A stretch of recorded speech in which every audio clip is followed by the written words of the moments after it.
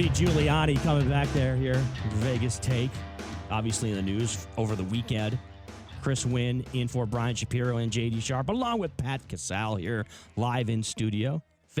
Las Vegas and Nevada Republican, also Donald Trump supporter. And also he is wired in when it comes to the healthcare business. You want to talk about that?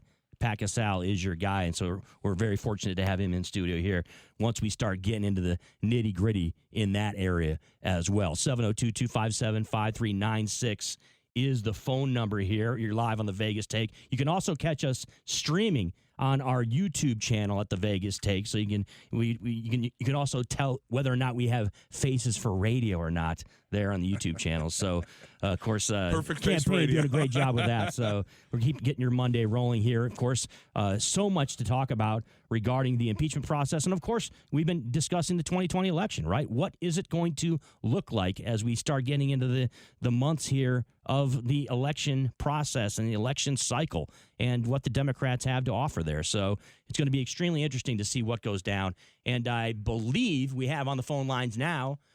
She does a tremendous job as a contributor with Playboy as well as the BBC. She's been all over everything with the impeachment process the last couple of weeks. Amee Vanderpool joining us now here on the Vegas Take. Amee, we appreciate your time. Thanks for joining us. Hi, how are you guys? We're doing great. Little bombarded by the events of the past fortnight, as they say, over across the pond, as so much has gone down regarding the impeachment process, and President Trump and Ukraine, and and parts of President Trump's both his administration and also his personal circle, and of course, a focus over the weekend was with Rudy Giuliani, and what he was talking about on Fox News with Ed Henry there, and his involvement in Ukraine. And I got to believe that this is not something that is extremely beneficial to President Trump regarding the impeachment process. No, it's not. And especially considering the news that Lev Parnas has been feeding the House Intel Committee information that purportedly relates to Trump and Giuliani in the form of documents, audio, video that they're still reviewing now as we speak. It could get even worse. I'm sure Parnas is trying to strike some sort of a deal because, he's recently been indicted. So he's probably looking to score some kind of a deal and help them out. But it looks like it's only going to get worse for Giuliani. And it seems that when things get, hot for Giuliani, he goes on TV shows and starts, just running his mouth and saying the most insane things. And I don't know who's advising him. I don't know who is stupid enough to take the job as his lead counsel in his defense. But as an attorney, he's terrible on his own behalf. And, of course, another detail that's come into play here is the possible connection, right, of Devin Nunes, of course, who's on the Intelligence Committee that, has been, basically in control of these entire proceedings the last couple of weeks. Wanted to get your thoughts on that as far as, Devin Nunes and his possible connections with Rudy Giuliani and the other individuals involved here. Right. Well, credible evidence has surfaced that he's been involved in going overseas, spending taxpayer money to help with this sort of investigation that Rudy Giuliani has been pumping Trump up about, which has gotten us to where we are in terms of discrediting the Mueller report. And he spent upward of $60,000 to do that. Now, is that necessarily illegal? I don't know. I'd have to see the particulars. But the real problem here is, given what we're investigating, given what the House Intel Committee is supposed to be doing, it's definitely a conflict of interest. And considering that he's the head of the minority, he needs to be conflicted out. I mean, the fact that Barr is doing it at the AG, it's unheard of. They're all doing it, and it needs to stop. Well, Amee, I have a question for you, because yesterday, that's the one thing that Giuliani did say. He goes, he didn't believe Nunes was involved with any of that. He doesn't. So that's interesting. It's an interesting concept. And also, the one thing that Giuliani did say that opened up a lot of ears and now a lot more sniffing is he said, I have insurance. I mean, in other words, I'm not going to get fired by the president, or he's not going to come out against me. What do you think he was talking about? Oh, it could be anything, but I don't think it's surprising to anybody that they've all got insurance on each other. I mean, look at the way Lindsey Graham has completely done a 180 with his support of Trump. There has to be something there that Trump is holding over him. It just wouldn't surprise me. What could he have on Graham? I mean, Graham has been a lifetime politician. The president wasn't a lifetime what president. What would he have? Come on. There's a lot of things. What do politicians tend to mess up? Money, sex, a lot of things. There's anything you could ask. Well, you can say that about both. I mean, speculate on that. I don't really want to speculate on things we don't know for a fact, but considering that Giuliani ran in the same circles with Trump and has for many years, all the way back to Epstein, he could have anything. He could have anything on him. Now, do I think – but it's Giuliani, and the man never says – Giuliani was involved with Epstein? No, Giuliani knows Epstein. They all know each other, and they all go back as far as whatever. So who knows? I mean, Giuliani may have information with regard to Trump's relationship with Epstein because Trump, in fact, had a friendship with Epstein. And Trump, in fact, he also 86'd him off of his properties after when he found out how demented the man was. I mean, that is true. No, he did that after he found out he was in trouble and things were getting hot. But he did 80. He was the first named person to 86 him. The president was. He got rid of Epstein. Trump has also had credible allegations of his own improprieties with regard to underage girls. You know what? Nobody's ever talked about him having sex with children, and no kids came out. True. How many kids have come forward? With Epstein, he had a lot of interesting people. Don't interrupt me, or I will stop this. There was a girl who filed suit who was pressured into removing suit because she was threatened. And things got terribly dangerous for her. In addition, there are many of other credible alleged rape allegations against the president right now. So it's not that incredibly far. Credible, but you said credible. There have been allegations. I mean, I'm surprised that they haven't. If they're credible, they would. I mean, why wouldn't the Democrats go after the president on that basis alone? Because there's a very different thing between being credible and going after someone in a court of law, especially when they're a sitting president of the United States, and going after somebody for an impeachable offense. Going after somebody for an impeachable offense doesn't require the same standard as you would to convict somebody in a court of law beyond a reasonable doubt. It's a completely different standard. It's a completely different procedure. And that's something that needs to be handled in a court of law with a jury when he's not a sitting president, because Mueller has already found that a sitting president can't be brought up on criminal charges. So that's a no-go at this point. That's why Democrats aren't pursuing any of that. You can follow her at Girls Really Rule on Twitter. Does a great job with commentary with the BBC. Also a contributor to Playboy. Amee Vanderpool joining us here on the Vegas Take. So Pat and I, Amee, have been discussing the candidates, the Democratic candidates for the 2020 election upcoming. And, of course, another one has been thrown their hat into the ring as of yesterday. And, of course, that's Michael Bloomberg, the former mayor of New York, obviously billionaire, someone who is very prominent in the business community. And it begs the question. It does, in my opinion, as someone who is a Democrat myself and who is a never Trumper, as to what this means for the Democrats as we head towards 2020 with him throwing his hat in the ring. Is this something that is an indictment of the Democratic Party? You want to get your opinion regarding Michael Bloomberg joining the race. I think he'll be pretty ineffectual. I mean, I think he's got the money to stay as long as he wants, but I don't think he'll garner too much in terms of the vote. I think he's come in really late. I think, he wanted everybody to weed everyone out for him and do the dirty work. I think it's a little silly, and it's kind of a waste of time, and it's just going to annoy people who have already been in this fight for a long time and are ready to get down to business. It seems more like a vanity project to me personally, but I'm not terribly worried about Bloomberg. I just think it's another distraction, kind of like Tom Steyer. Will there be any other candidates throwing their hat in the ring, you think? I don't know. I don't think it's a smart move.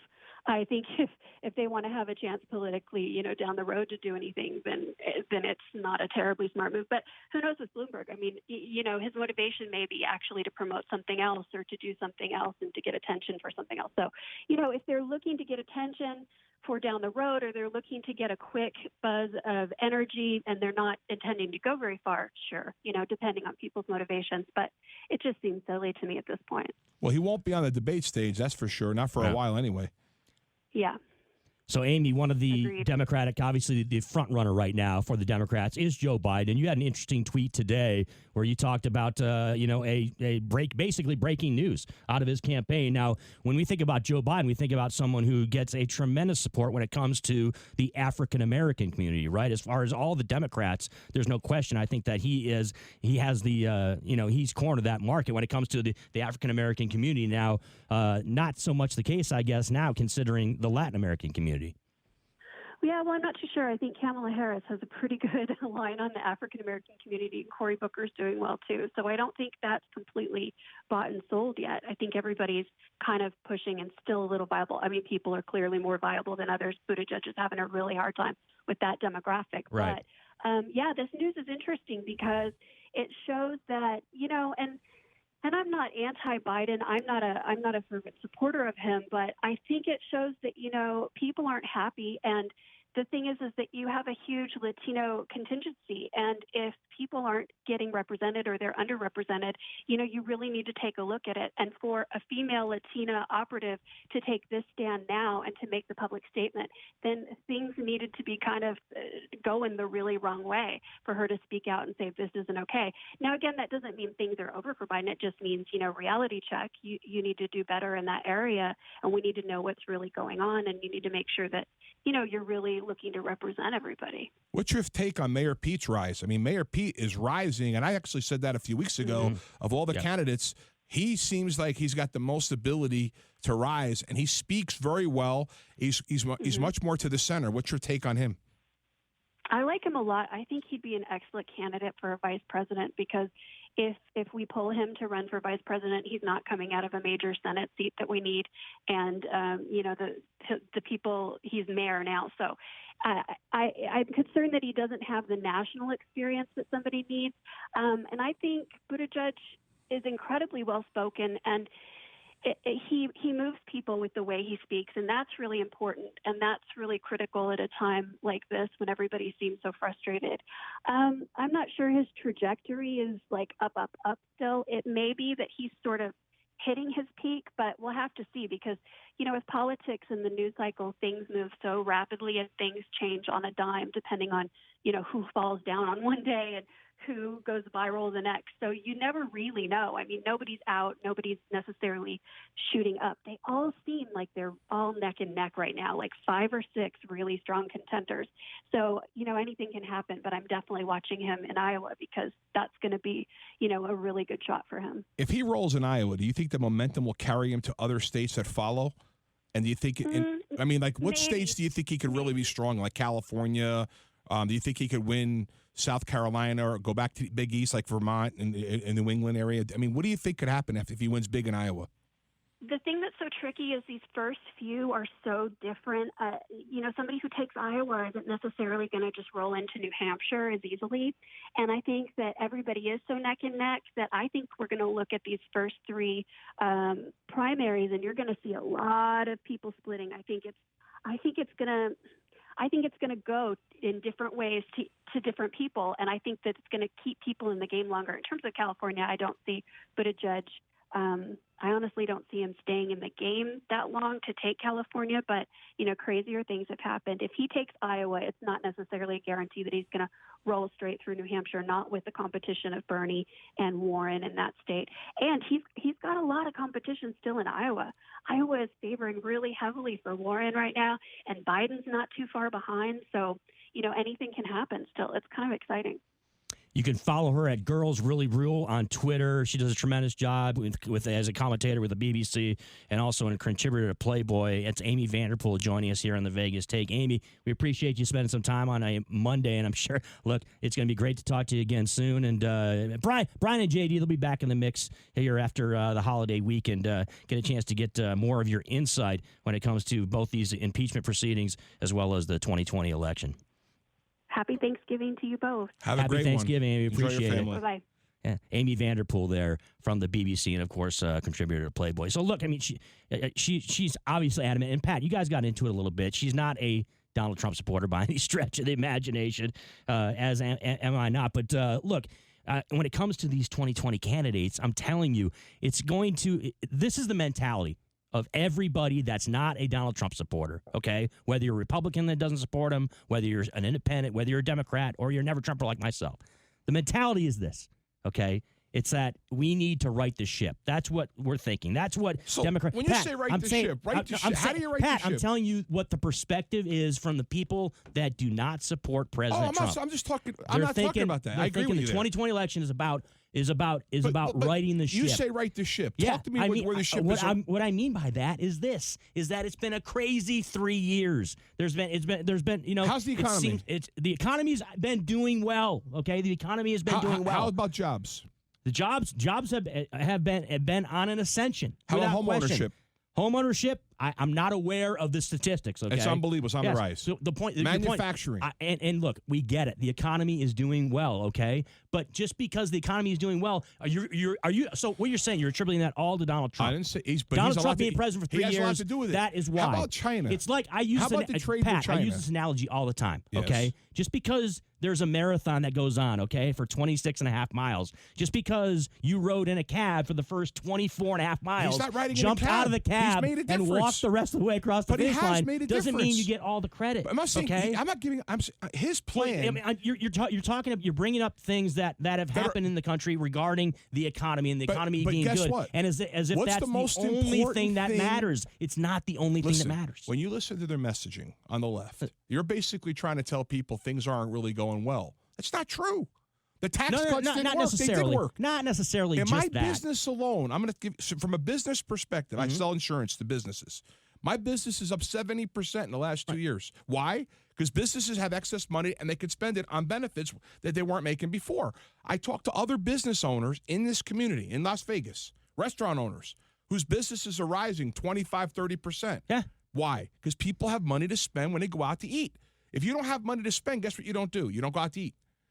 I understand that. And I'm here to tell you, you're using anecdotal evidence, though, regarding the claim of these people, these radical lefties, radicals. Look, see, I'm not talking about it's all not of them. all or nothing, Pat. You don't have to be a radical lefty to want success in this country. You're missing my point. I'm not talking about Biden here. I'm talking about a Warren. You're talking Warren's basically saying we're dying here. We're struggling. That's her claim. We need Medicare for all. Understand what I'm saying. I'm not, again, Bloomberg is not that guy. Mm-hmm. Okay? Klobuchar isn't quite that bad to the left. But you have some people that are up on the totem pole really high that are claiming that everything isn't that good. We're struggling. We're not. Things aren't that bad. People are criticizing things that should be rightly criticized, okay? Obviously, if there's good things about the economy, we're not going to harp on that and say, oh, yeah, we're not going to say, oh, we need to fix those. We fix things that need to be fixed, okay? So this whole notion that everybody on the left, look, what I have an issue with is like it's all or nothing, it seems to be, for a lot of people on the right. But a lot of people's mentality is like it's all or nothing. It's both sides, all or nothing. There is no bipartisanship. If you elect a Democrat president of the United States, everything is going to go into the you-know-what. There is no bipartisanship any longer. It's total partisanship. Yeah. And that's the sad part. I will tell you this. For us to succeed one way or the other, either go all the way to the left or all the way to the right, I believe you need a trifecta. You need the Senate, you need the House, and you need the White House. And if you have all three, then maybe you could do the right things that you believe that'll work. But I can also sit here and tell you, will they work for everybody? If you look at Nevada right now, a lot of crazy bills were passed this past session. I'm here to tell you that we don't have bipartisanship. We don't have people in Washington working for the people. They're working for that they believe their passion. Their passion. But that's been going on for years, Pat. It's far worse. I'm older than you. It's far worse in the last. It's far worse in the last decade, and it's getting further to the left. You're talking about taking our country. You realize 30% of our youth believe that socialism is the way to go? That's a fact. That's not me. These are 30% believe socialism works. Look at Venezuela. People are eating rabbit. They can still be wrong. Even if there's 30% of people that believe that's the way we should go, they could be wrong, Pat. That's not like it's not. And doesn't mean we're going to go down that road. Our ideology's changing internally. Yeah. They're embracing socialism. That isn't us. Yeah. What do you think? 257-5396 702-257-5396. And we do have callers on the line. Let's go to the GCI guys phone line. Andy joins us now. He wants to make some comments regarding the president and what he can do to win over voters. Andy, what's going on? Hey, buddy. Good morning. Hey, Pat. I want to go ahead and say this as an ex-veteran myself, as somebody who served in the military, and I'm going to say that for a reason. But let me go ahead and first touch up on something he just said. He just said that, I'm tired of liberals. Basically, they want to give Obama credit for the economy, right? Oh, 100%. Absolutely. He definitely deserves some credit. Well, let me explain to you why that's a total fraud, and that's why you guys are going to lose. See, Donald Trump has done absolutely everything opposite to what Barack Obama did. He's basically done the opposite. The two things that got the economy going were basically bringing down the corporate tax from 40% down to 21. First of all, that's Donald Trump. That wasn't Barack Obama. The second thing that he did was deregulation. That was Donald Trump. That wasn't Barack Obama. When you do something opposite to the other guy, you can't get credit for it. He has done everything opposite and everything to dismantle. The deregulation. All right, was big. whoa. Andy, that makes Andy. You're telling me Barack Obama, what year did Barack Obama get elected president? 09. 2008. Right? 2008. He served from 9 to 16. Right, exactly. Okay. What happened in 2008, okay? It was the worst financial crisis we had in this country since the Great Depression. So you're trying to tell me, Andy, you're just trying to tell me that Barack Obama deserves absolutely no credit for this country getting out of a hole like that? I mean, that's ridiculous. But when he's talking, they put a lot of provisions out there. Restrictions, and $2.9 trillion of regulations were taken away, and guess what's happening? Businesses are growing; they're thriving again. Absolutely. Look, when Donald Trump became president, right? Republicans, and Pat, you're a Republican. People, Andy, I would expect and assume you're a Republican too. Okay, Look, they were able to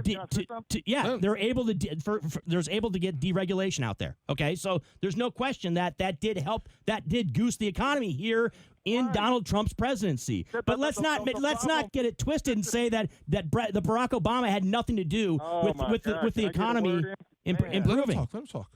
Let's hear what he has. Okay, and but you're what you're saying is Barack Obama deserves no credit. Is what you're saying? Is that what you're saying? No, we're not. Let me finish. What I'm saying is, man. What I'm saying is that the economy grew at a slow, rapid pace, at a slow, steady, rapid pace. It was in the toilet. What are you talking about? 2008, it was in the toilet. How is the only place it had to go is up? I don't understand what you're talking about. And then it never grew no bigger than 3% GDP. Oh, okay, So I get in any year. So it was an anemic recovery due to his regulations and policies, man. Well, Donald Trump was able to unleash the stranglehold on business. You see what I'm saying? I understand what you're saying. Andy, we appreciate the phone call. Thank you, Andy. I appreciate you, man. 702-257-5396. This whole notion that Barack Obama deserves no credit is ridiculous. Obama had a lot to do started to turn the ship right. But exactly. But wait a minute. Hold on. And it's not just, by the way, it's not just the president. I got to ask you a question. Yeah. Why did we bail out the banks? Why do we give the banks money when they didn't need it? Why don't we give it to the people? Why do we give the banks the money, make them haul on houses that were going under? Why don't we help the people instead, lower the value of the house and work out a deal instead? Well, look, I'm not an economist, but my impression of that was that it was needed to do to save the financial system in our country, basically, if you read right? the book, Too Big to Fail, there's a reason why a lot of the banks did didn't want the money. What they should have done is bailed out the citizens of the United States. You bailed out the banks.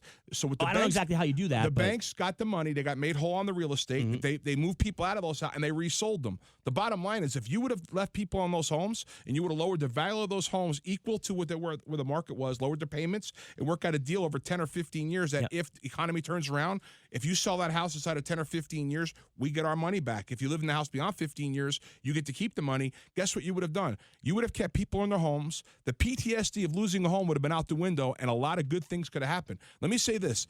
We have a lot of people that look at the Republicans as they're the ones that support the rich people and the Democrats that don't. And I don't necessarily know if I agree with that. I think these politicians on both sides of the aisle support their donors, support their lobbyists. And you know who loses? The three of us in this room right now, or the counting him, four. I mean, the bottom line is our politicians have to become bipartisan to work for every American citizen. Everyone's a constituent. Everyone. Whether you vote one way or the other. When I get elected as a Republican, I still represent Democrats. If I get elected as a Democrat, I represent Republicans. And this is where the politicians in the United States of America are failing us. That's Pat Casale. I'm Chris Wynn. We're in on your Monday. Brian Shapiro and J.D. Sharp, they're out today. But that's okay, as we'll continue much more of this discussion. We'll talk more about the 2020 candidates, also some of the impeachment proceedings, and your thoughts on that as well, too. 702-257-5396 is the phone number. 1 hour down. 2 more to go as the Vegas take continues here on the all-new 101.5 FM, 720 AM, KDAWN.